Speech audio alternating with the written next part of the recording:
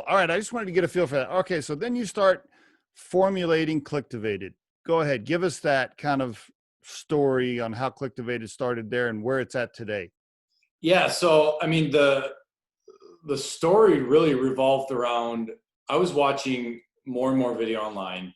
I've always considered myself to be a pretty good consumer. And I started to run into this frustration of I was always seeing things that I wanted to buy. So it was like a shirt here, there's a jacket there, there's a pair of shoes. Like, oh, that's cool. Like, what is that?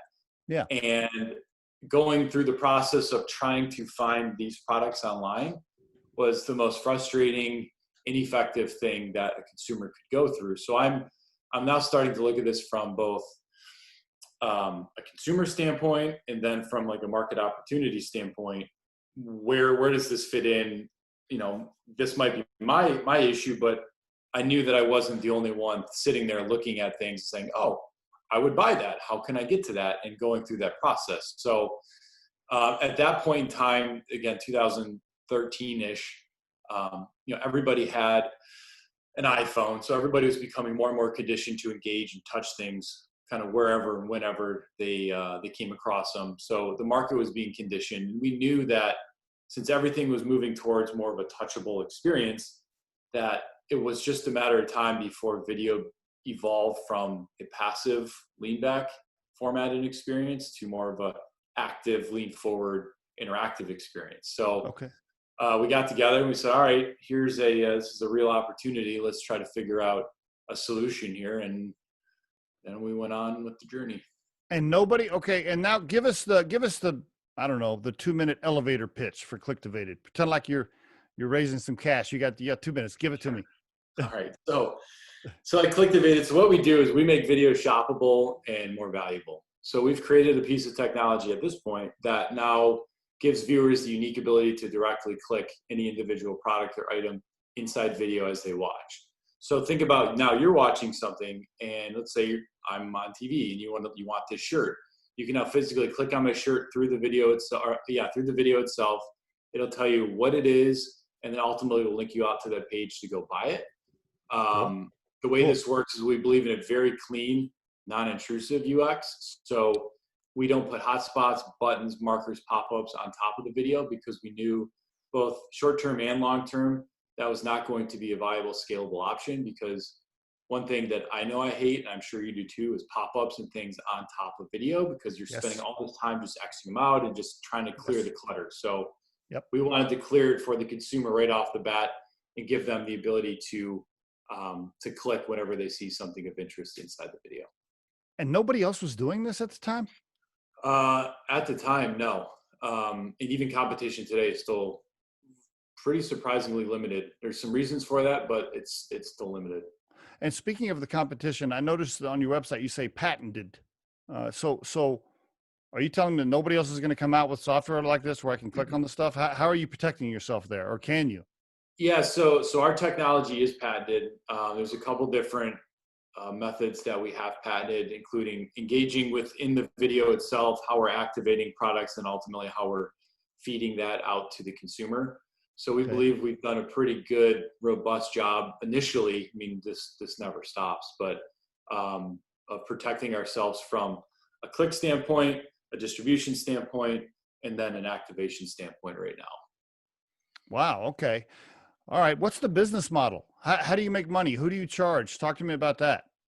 So our model is we license our tech on a per video basis right now. We do offer tiered pricing based on quantity, but our standard pricing is around a per video license. So we would license, let's say you're a Target or a Home Depot or Walmart, we would license you the technology to then distribute those shoppable and interactive videos on site through an ad campaign or through some third-party integration as well. Gotcha. So if I'm clicking on the Nike shoes, it's taking me to the retailer or the e-commerce platform that's selling that shoe. It's not taking me to Nike.com. It's taking me to whatever retailer's pushing it.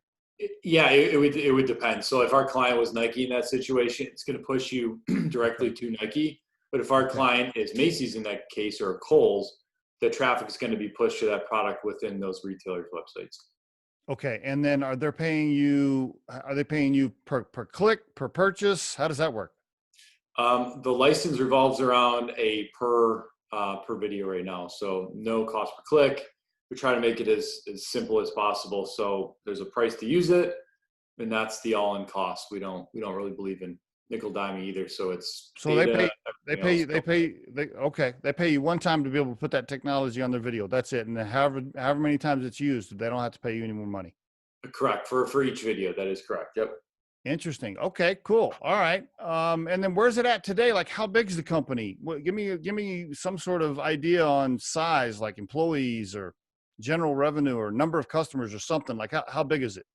So what I can share there is we are still a pretty small team, but we've been able to do some pretty amazing things. So there are 5 of us. We are located here in Detroit.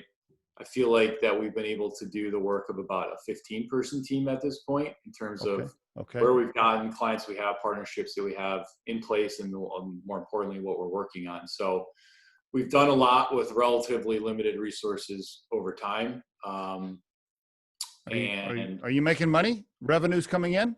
Yeah, no, we're making money. I mean, this year's been interesting, but we're starting to see a pretty nice rebound coming out of March and April, when retailers are starting to realize that brands and retailers, I should say, that the shock of this whole shutdown it was hard for everybody because nobody's ever had to deal with this. So the entire universe was trying to figure out what this is, what to do with it, and how to move forward. So as we got into that how to move forward stage, it became very obvious that the shopping experience was going to be drastically different. Stores are still closed in a lot of places. Consumers are not excited to go running back into a crowded store or mall. And the fact that e-commerce has exploded the way it has over the last couple months just shows that this is going to be the new norm. And what we're helping do is just effectively take video, which is brands, retailers, everybody's favorite form of communication, and then make it active, make it shoppable, and allow the consumers to be able to get what they want in a really frictionless, easy, simple experience. And everything is moving more and more digital seemingly by the day because can't leave. Everybody's not running out of their house again to go to the store. So brands still need to sell, consumers still want to buy, and we need to help pair them up, which we're doing right now. I mean, terrible what the country's going through, but I guess the silver lining for you is, I don't know, it maybe helped your business speed up a little bit, I think, maybe. There's definitely an acceleration of ways to combine content and commerce. There's no doubt. This is being talked about from the large platforms down to smaller, more independent retailers and brands. And it's a new thing. And this idea of shoppable anything is becoming real, where it doesn't matter where you come across it, how you come across it.